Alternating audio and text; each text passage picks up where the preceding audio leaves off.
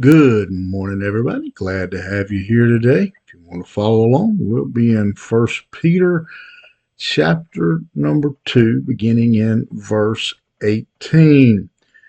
And I have just in just a few verses we've covered so far, I have said Paul wrote or Paul said 100 times.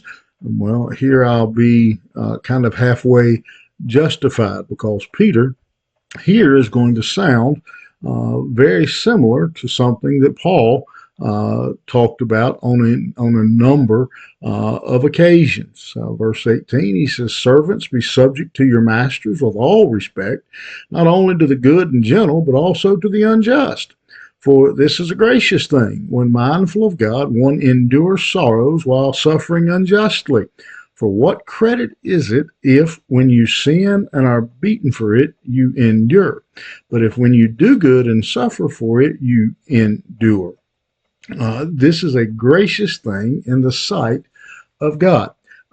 These were probably some, once again, just as when Paul had wrote them, some maybe some uncomfortable words for slaves, servants who were believers, to tell them to be obedient, to serve your master.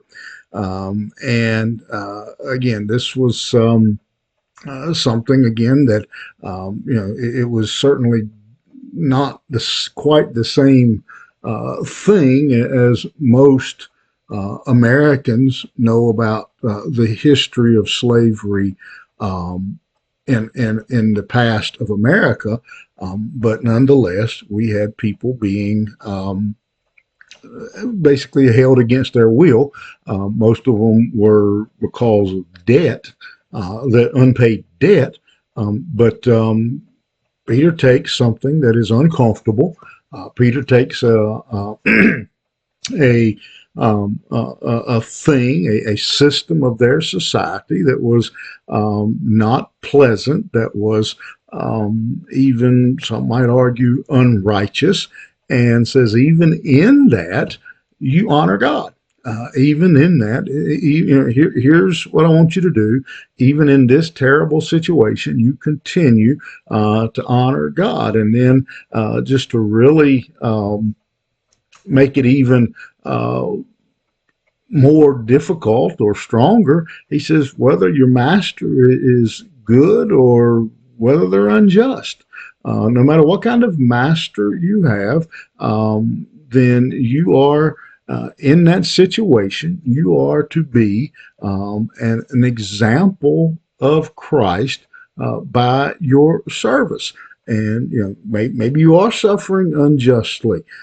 Maybe things are going terrible.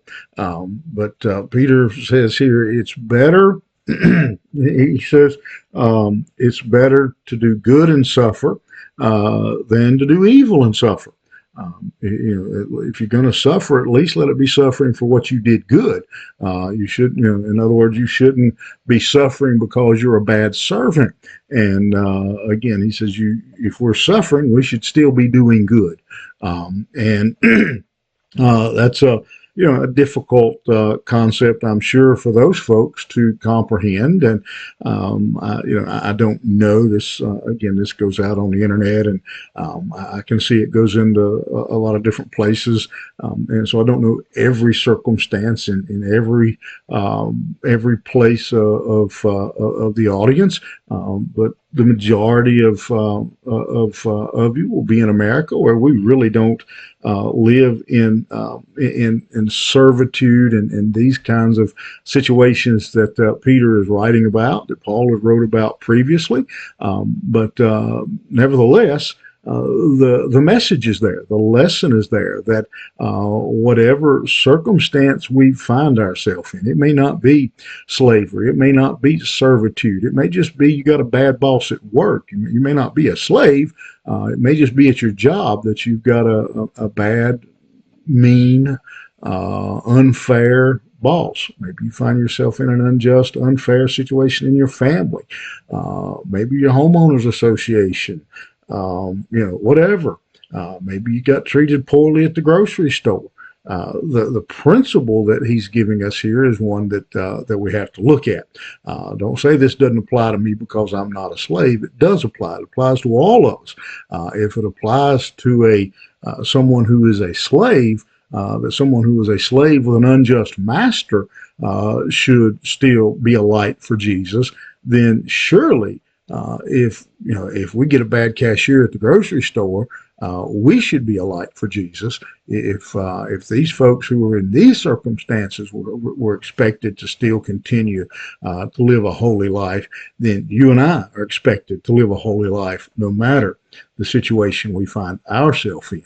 You think about that today. All right, have a great one. We'll see you here tomorrow morning.